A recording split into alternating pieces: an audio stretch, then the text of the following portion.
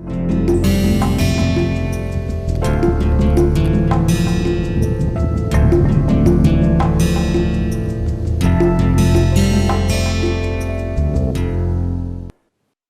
इस वीडियो में कुछ और पसंद और उनके रिप्रेजेंटेशन यूटिलिटी फंक्शन को देखें।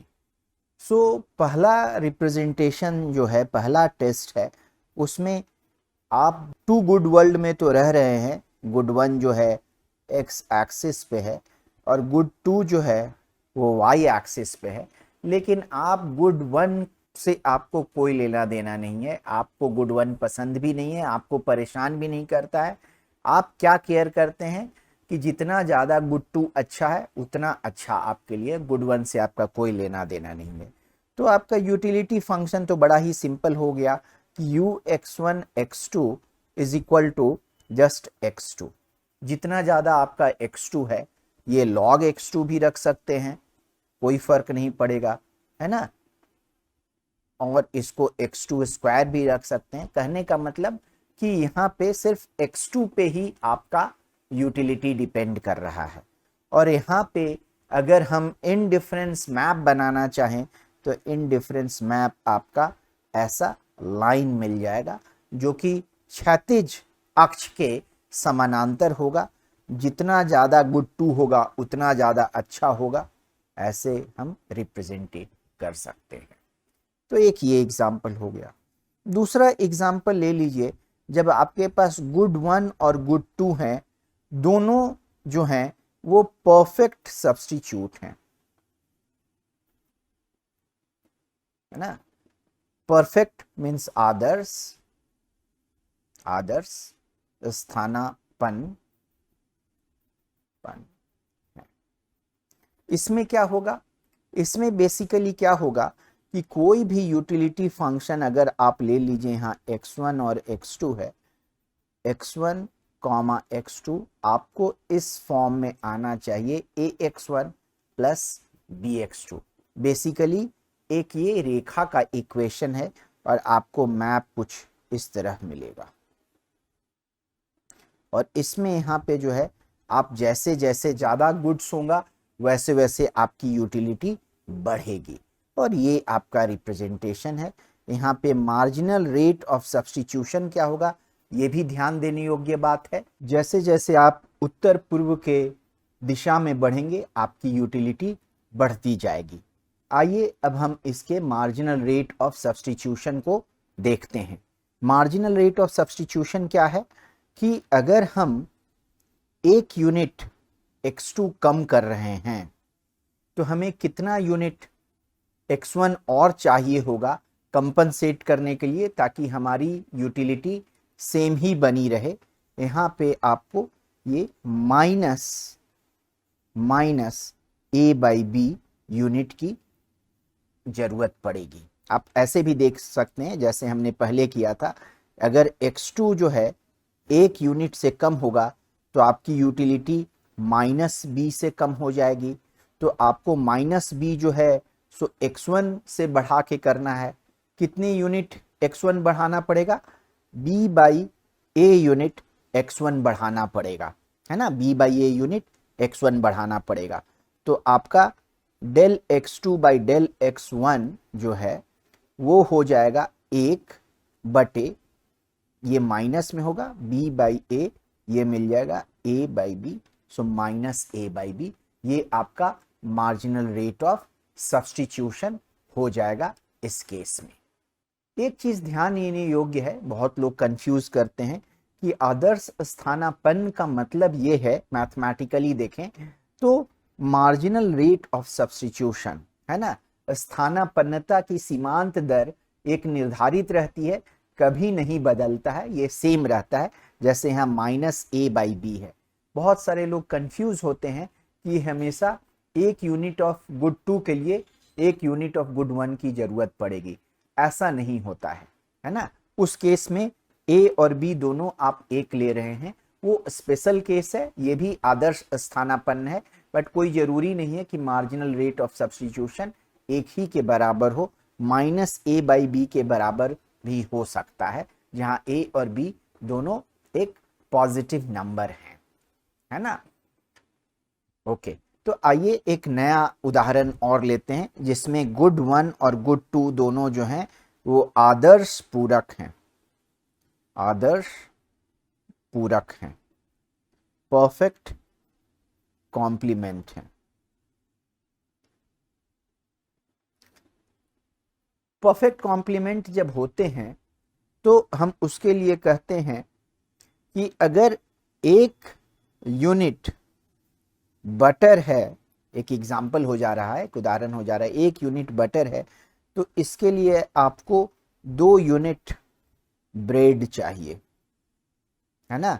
अगर ये 2 यूनिट बटर हो गया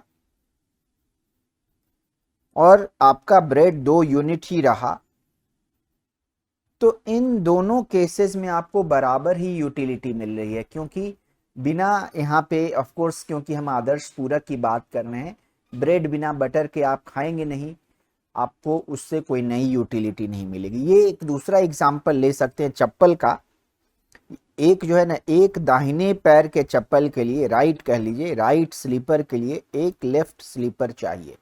अगर 4 भी राइट स्लीपर हो गया और एक लेफ्ट स्लीपर रहा तो दोनों से आपको बराबर ही यूटी मिल रही है, क्योंकि दोनों एक दूसरे के आदर्श पूरक हैं, है ना। इसको अगर हम ग्राफ में बनाएं तो कुछ ऐसा दिखता है। आपकी यूटिलिटी यहाँ पे मान लीजिए ऐसे आ गए, यहाँ पे आपका दाहिने पैर का चप्पल है, राइट स्लीपर है, यहाँ पे लेफ्ट स्लीपर है और यहाँ पे एक एक है। तो अगर यहाँ ऐसे अगर हम बढ़ते जा रहे हैं तो राइट स्लीपर बढ़ता जा रहा है लेकिन लेफ्ट स्लीपर एक ही रह रहा है, तो आपके पास तो एक ही जोड़ा चप्पल हुआ, बाकी सारे चप्पल बेकार ही हैं, है ना। तो आपकी यूटिलिटी इस डायरेक्शन में ऐसे बदल नहीं रही है। उसी तरह अगर आपका राइट चप्पल जो है, दाहिने पैर का एक चप्पल रहा और लेफ्ट पैर का चप्पल बढ़ता जा रहा है तो आपकी यूटिलिटी बढ़ेगी नहीं, बराबर ही उतनी ही रहेगी। तो यहाँ पे आपको एल शेप्ड कर्व मिलता है जिस पे यूटिलिटी बराबर होता है। अब यहाँ से 2 पे चले आए, ठीक है, 2 पे चले आए तो आपको यूटिलिटी ज्यादा मिलेगी, 2 जोड़े चप्पल के बराबर मिलेगी। तो यहाँ पे इनडिफरेंस मैप कुछ ऐसा हमें दिखता है ना, एल शेप्ड आता है यहाँ पे। और जब हम लिखते हैं u x1 x2, ये राइट चप्पल और लेफ्ट चप्पल में मिनिमम ऑफ x1 x2 लिखते हैं। फिर से देख लीजिए कि x1 अगर 4 है और x2 अगर 1 है तो मिनिमम ऑफ 4 और 1 क्या हुआ, एक ही हुआ, तो एक ही यूनिट से आपको यूटिलिटी मिल रही है। उसी तरह यहाँ अगर 2 है और यहाँ 6 है तो मिनिमम 2 ही हुआ, तो आपको 2 ही यूनिट से यूटिलिटी मिल रही है। तो आपका यूटिलिटी फंक्शन ऐसे लिखा जाता है, मिनिमम ऑफ x1 x2। ये ऐसा भी हो सकता है, स्पेशल केस ले लिया है, मिनिमम ऑफ ax1 bx2 होगा, जहां a एंड b बोथ जो हैं 0 से बड़े होंगे। सो ये एग्जाम्पल है जिसमें गुड एक दूसरे के पूरक हैं। अगर आप इस बिंदु पे लेंगे तो सब्स्टिट्यूशन क्या होगा और इस बिंदु पे लेंगे तो सब्स्टिट्यूशन क्या होगा। यहाँ पे आप 1 मिनट पॉज कर ले और सोचें कि दोनों केसेस में आपका मार्जिनल रेट ऑफ सब्स्टिट्यूशन क्या होगा। मैं आपको बिना एक्सप्लेन किए आंसर दे देता हूँ, आप सोचेंगे, नहीं होगा तो आगे की वीडियो में मैं इसे क्लियर भी कर दूंगा। मार्जिनल रेट ऑफ सब्स्टिट्यूशन, ये जो अक्ष है उस पे 0 होगा और ये जो अक्ष है उस पे इन्फिनिटी होगा। तो ये आप सोच लेंगे और देखेंगे। चौथा एक एग्जाम्पल लेते हैं और ये अंतिम एग्जाम्पल इसमें रहेगा। चौथे एक एग्जाम्पल लेते हैं कि कहिए आप 2 गुड वर्ल्ड में रह रहे हैं। गुड वन में कहिए आपका दही है, कहिए कर्ड है, और गुड 2 में आपके पास जलेबी है, जे से उसको रिप्रेजेंट किया गया है। और शुरू में आपके पास एक भी जलेबी और एक भी यूनिट ऑफ कर्ड नहीं है, तो जैसे जैसे जलेबी और दही बढ़ते जाता है, आपका खुशी, इसकी उपयोगिता बढ़ते जाती है। बट एक बिंदु आता है जिससे ज़्यादा आप जलेबी और कर्ड, दही नहीं खा पाते हैं, उसके बियॉन्ड आपकी यूटिलिटी घटने लगती है। तो ये हम कह सकते हैं कि इस बिंदु तक, है ना, इस बिंदु तक आप जाते हैं तब तक आपकी यूटिलिटी बढ़ रही होती है इस डायरेक्शन में, है ना। और इसके बाद इधर आपकी यूटिलिटी घटने लगती है। तो एक एग्जाम्पल इसका ले ले रहे हैं, पूरी जानकारी नहीं है तो हम पूरा नहीं बता सकते हैं, बट हमें कुछ ऐसा मिलेगा, ऐसा वक्र मिलेगा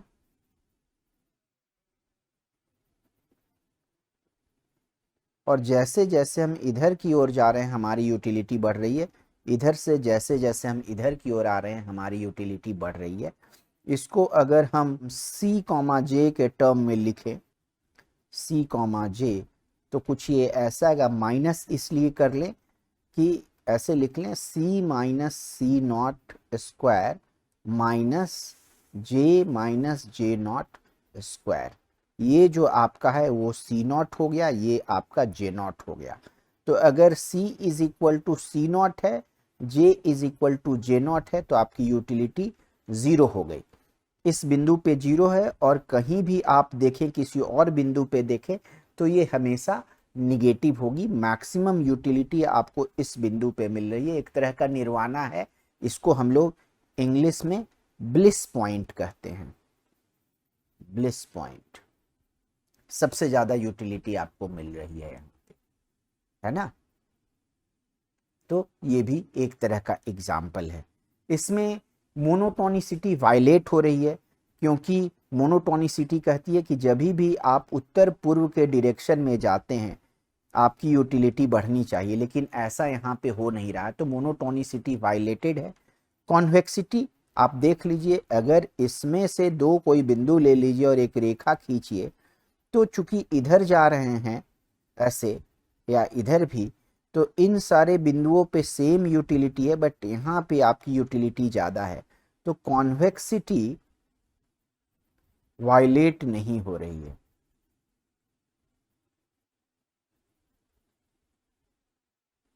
तो ये भी एक एग्जाम्पल है। इसमें आप चेक करेंगे तो लोकल नॉन सैटिएशन जो है, स्थानीय अतृप्ति हर जगह सेटिस्फाइड हो रही है accept eight C not comma J not. C not और J नॉट पे स्थानीय अतृप्ति जो है सेटिस्फाइड नहीं हो रही है। तो ये रहे कुछ एग्जाम्पल्स हमें समझने के लिए। अगले वीडियो में हम और आगे बढ़ेंगे।